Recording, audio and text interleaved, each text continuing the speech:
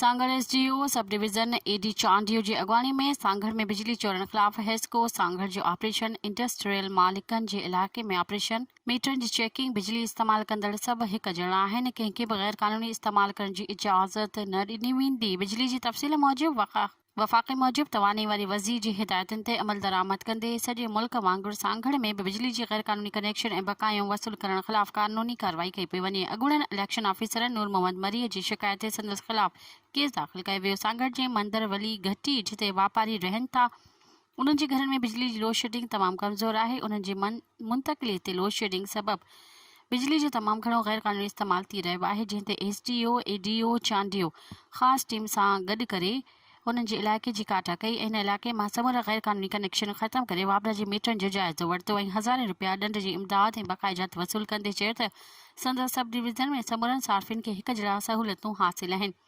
कंहिंखे बि गैर कानूनी बिजली इस्तेमाल करण जी इजाज़त न ॾिनी वेंदी। केतिरो बि ताक़तवर आहे ऐं कंहिंखे बि कंहिं बि सूरत में बक़ाइजात न छॾींदासीं। पंहिंजा बक़ाया जमा करायो। असांजी टीमूं 24 कलाक बिजली चोरी ऐं बक़ाइजात जी वसूली लाइ कमु करे रहियूं आहिनि, जिते ॾुखियाई पेश अचनि थियूं।